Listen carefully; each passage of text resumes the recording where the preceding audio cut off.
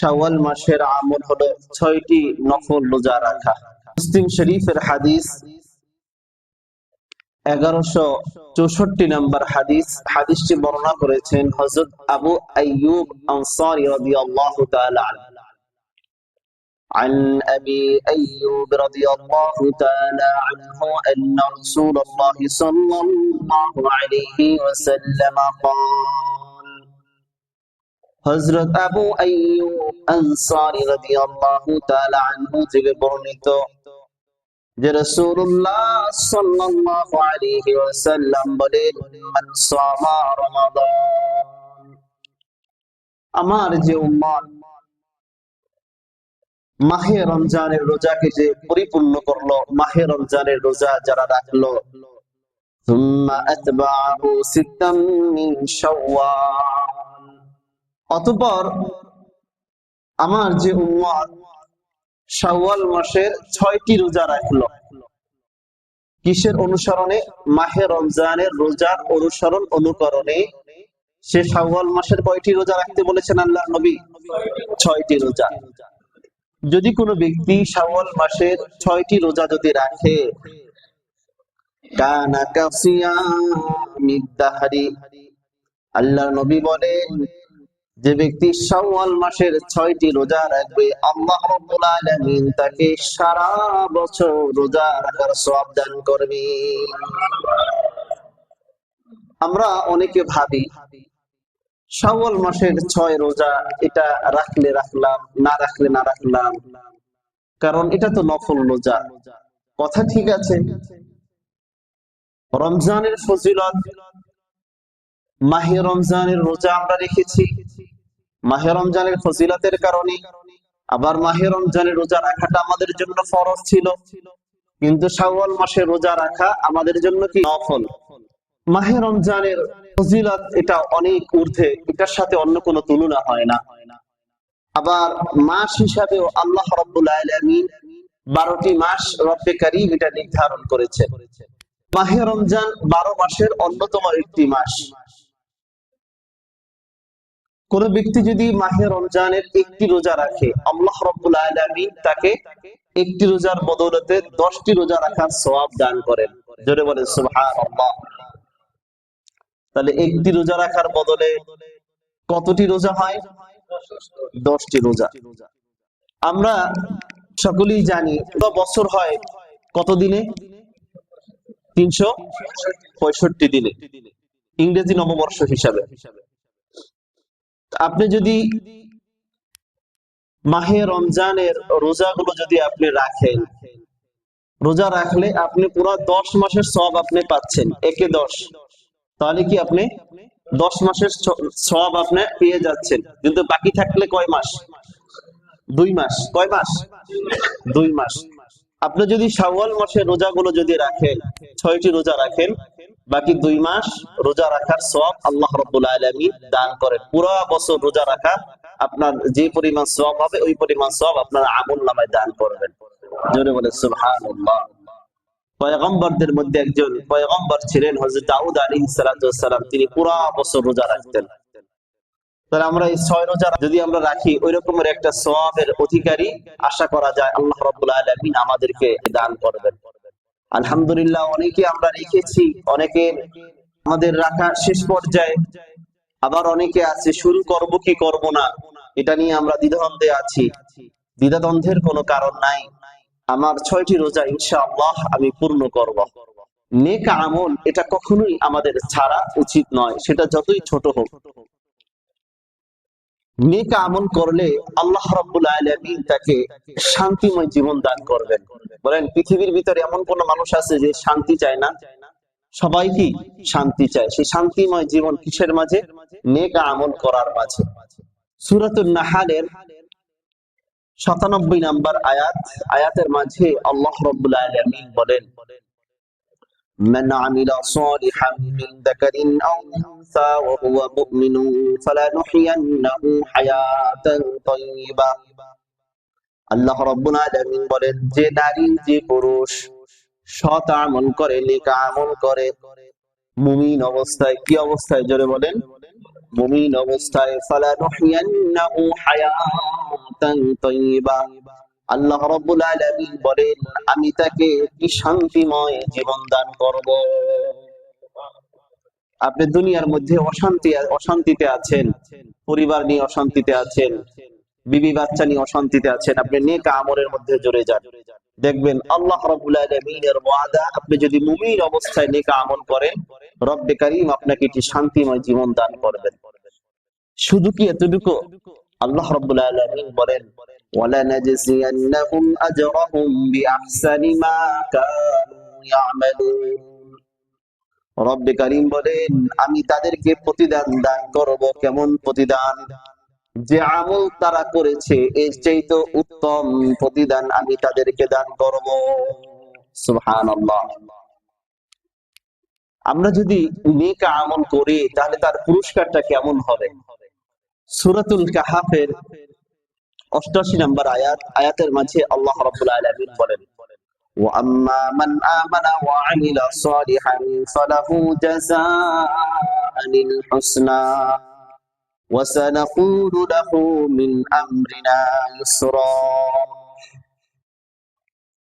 আল্লাহ রাব্বুল আলামিন বলেন আর যারা ঈমান এনেছে এবং নেক আমল করেছে তাদের জন্য রয়েছে উত্তম প্রতিদান। রব্বে কারীম বলেছেন কি? উত্তম প্রতিদান। এবং আমি ওয়াসানাকুলু লাহু, আমি যে তাকে নির্দেশ দিব, মিন আমরিনা ইউসরা, নম্র ব্যবহারের নির্দেশ আমি তাকে দেব, যাতে সমস্ত ফেরেশতারা তার সাথে নম্র ব্যবহার করে। বলেন এর চেয়ে আর কোনো সফলতা আছে? হাশরের ময়দানে যদি আল্লাহ রাব্বুল আলামিন আমার সাথে নম্র ব্যবহার করেন, ফেরেশতারা যদি আমার সাথে নম্র ব্যবহার করেন, তাহলে এর চেয়ে আর বড় পুরস্কার আর কিছু হতে পারে না। আমরা যারা নেক আমল করি অনেক সময় আমাদের অলসতা আসে, আমরা করতে চাই না। এই নেক আমলটা করছি, এটা যদি করি এটা কাদের লাভ? জোরে বলেন। আমার নিজের লাভ এটা। আমরা যদি পুরা দুনিয়ার মানুষ যদি আমরা আল্লাহর ইবাদত না করি, আল্লাহ তাআলার কি কোনো ক্ষতি হবে? জোরে বলেন। কিন্তু পুরা দুনিয়ার মানুষ যদি ইবাদত বন্দেগী করে তাহলে তাম দুনিয়ার মানুষের উপকার হবে এটা। এই জন্য নেক কাজ করলে সেটা তার কল্যাণকর হবে, যে নেক কাজ করবে সেটা তার জন্যই ভালো হবে এটা। আল্লাহ রাব্বুল আলামিন সূরা হামিম সিজদা ৪৬ নম্বর আয়াতের মাঝে রব্বে কারীম বলেন মান আমিলা সালিহান ফালিনাফসিহি, যে ব্যক্তি নেক আমল করবে সেটা তার জন্য কল্যাণকর হবে। ওমান আসআ ফাআলাইহা, আর যে পাপ কাজ করবে সেটার অকল্যাণ তার উপরই বয়ে আসবে। ওমা রাব্বুকা বিযাল্লামিন লিল আবিদ, আল্লাহ রাব্বুল আলামিন বলেন তোমার প্রতিপালক কোন বান্দার উপরে জুলুমকারী নন। যে তোমার প্রতিপালক কোন বান্দার উপরে জুলুমকারী নন। যে তুমি আশা করবা অনেক কিন্তু নেক আমল করবা না, সেটা হবে না। তুমি মন্দ কাজ করবা আবার আল্লাহ তাআলার কাছে আশা করবা অনেক বড়, যে জান্নাত আল্লাহ তাআলা আমার জন্য রেখে দিয়েছেন, বিষয়টা এমন নয়। আল্লাহ রাব্বুল আলামিন বলেন আমি কোন বান্দার উপরে জুলুম করব না। তোমার প্রতিপালক কোন বান্দার উপরে জুলুমকারী নন। তুমি যতটুকু নেক আমল করবা ততটুকু ফলই তুমি ভোগ করতে পারবা, যতটুকু গুনাহের কাজ করবা ততটুকু গুনাহের কাজের ফলাফল তোমাকে ভোগ করতে হবে। তবে যদি আল্লাহ রাব্বুল আলামিন মাফ করে দেন সেটা ভিন্ন কথা। আল্লাহ রাব্বুল আলামিন প্রতিটি মানুষের বদলা দান করবেন তার আমল অনুযায়ী। কি অনুযায়ী? জোরে বলেন। তার আমল অনুযায়ী। আজকের দুনিয়ার সব কাজের ব্যস্ততা আজকের আমাদের মাঝে আছে, দুনিয়া অর্জনের প্রতিযোগিতা আজকের আমাদের মাঝে আছে, কিন্তু আমল বেশি করার প্রতিযোগিতা আমাদের মধ্যে নেই। আল্লাহকে পাওয়ার প্রতিযোগিতা আমাদের মধ্যে নাই, আল্লাহর নবীর মহব্বত অর্জন করার প্রতিযোগিতা আজকের আমাদের মধ্যে নাই। সূরাতুল মুমিনুনের ১৭ নম্বর আয়াতের মাঝে আল্লাহ রাব্বুল আলামিন বলেন আল-ইয়াওমা তুজসা কুল্লু নাফসিন বিমা কাসাবাত লা যুলমাল ইয়াওম ইন্নাল্লাহা সারিউল হিসাব। আল্লাহ রাব্বুল আলামিন বলেন আজ প্রতিটি মানুষকে প্রতিদান দেওয়া হবে যা সে উপার্জন করেছে, যা সে অর্জন করেছে। লা যুলমাল ইয়াওম, যে আজ কারো প্রতি কোনো জুলুম করা হবে না। ইন্নাল্লাহা সারিউল হিসাব, নিশ্চয়ই আল্লাহ রাব্বুল আলামিন হিসাব দানে তিনি দ্রুতগামী। যদি আমরা নেক আমল করি, ভালো কাজ করি, এটার প্রতিদান আল্লাহ রাব্বুল আলামিন নিজ হাতে দান করবেন। জোরে বলেন সুবহানাল্লাহ। সূরাতুর রুমের ৪৫ নম্বর আয়াতের মাঝে আল্লাহ রাব্বুল আলামিন বলেন, লিয়াজজিয়াল্লাযীনা আমানু ওয়া আমিলুস সালিহাতি মিন ফাদলিহি ইন্নাহু লা ইউহিব্বুল কাফিরিন।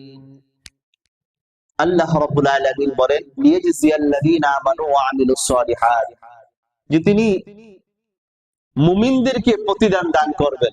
কাদেরকে? জোরে বলেন, মুমিনদেরকে। এই জন্য আমাদের মুমিন হতে হবে সর্বপ্রথম। আল্লাহর কাছ থেকে যদি আমরা প্রতিদান পেতে চাই, ওয়া আমিলুস সালিহাত, শুধু মুমিন হয়ে বসে থাকলে হবে না। দ্বিতীয় নাম্বার, সৎ আমল করতে হবে, নেক আমল করতে হবে। ওয়া আমিলুস সালিহাতি মিন ফাদলিহি, আর যারা মুমিন এবং যারা নেক আমলকারী, আল্লাহ রাব্বুল আলামিন তার অনুগ্রহে তাদেরকে প্রতিদান দান করবেন।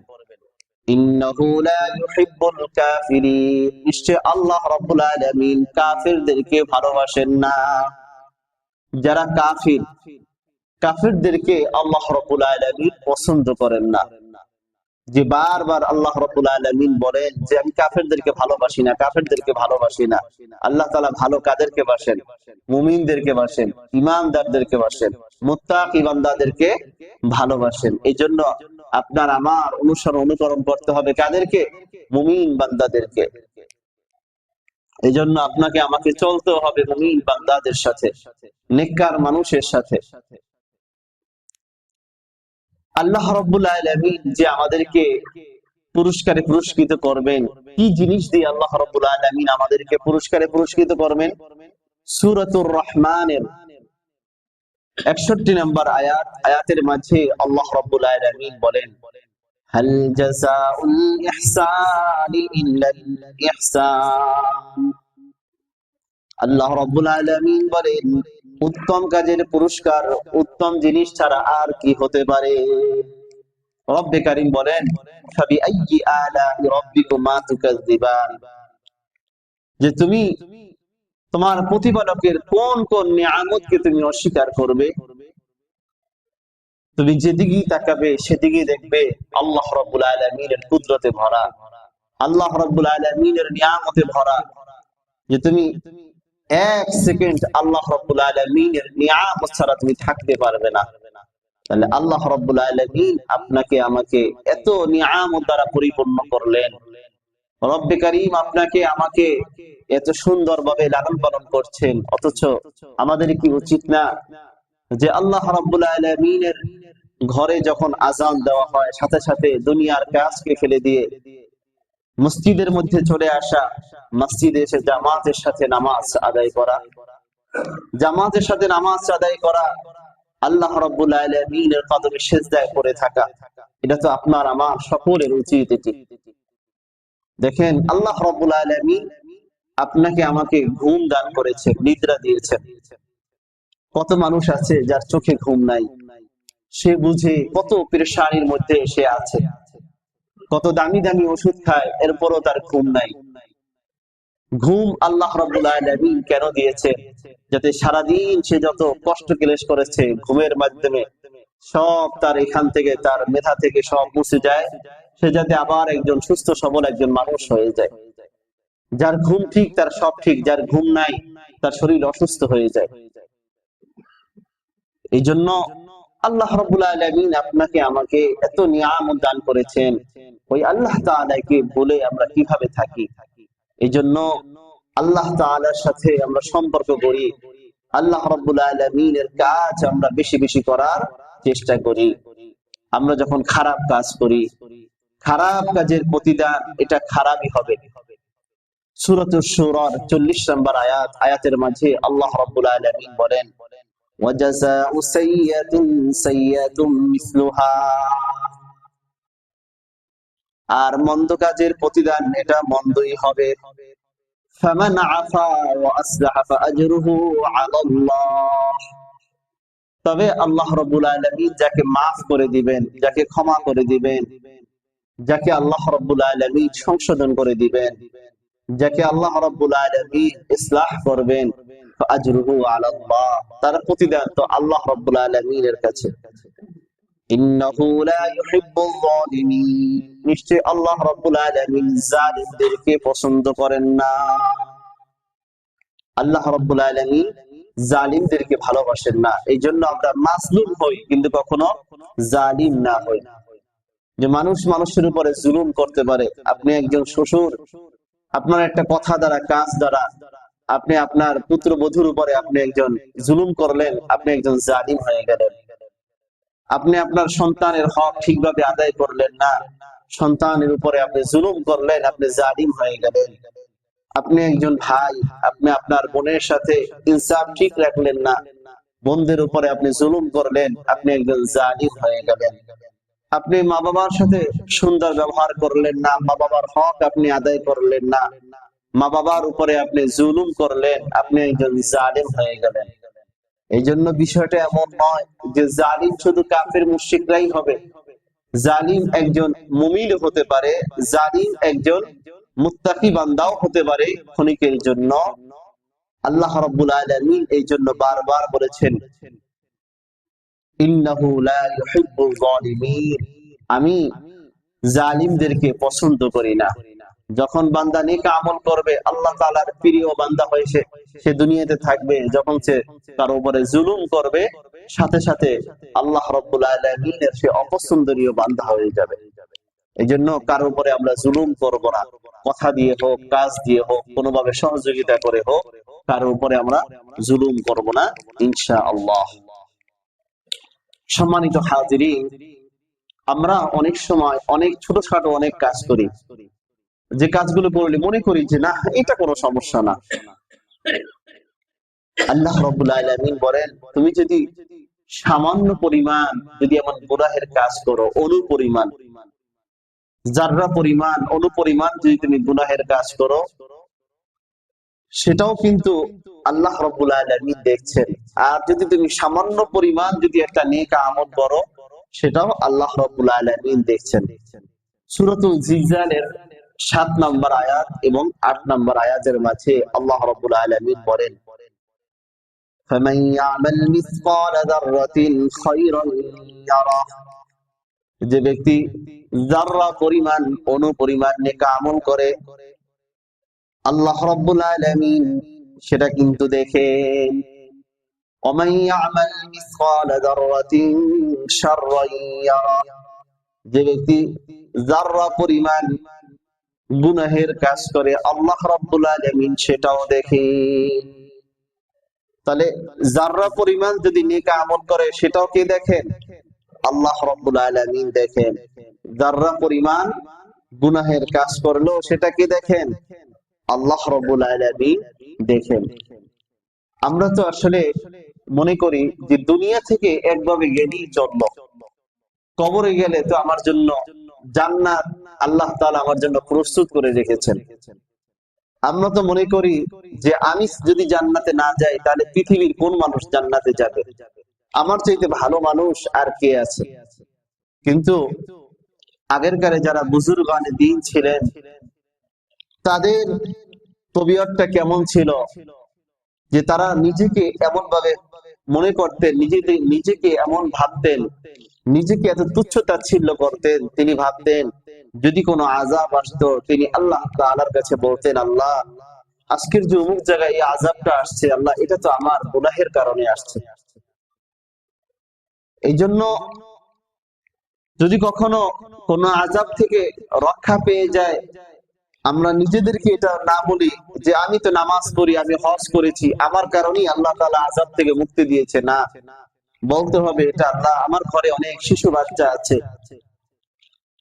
আমার সমাজের মাঝে অনেক নেককার মানুষ আছে, যাদের আমলের উসিলায় আল্লাহ তুমি আমাকে হেফাজত করেছো। জোরে বলেন সুবহানাল্লাহ। এই জন্য নিজেকে তুচ্ছ ভাবা, নিজেকে বড় না ভাবা।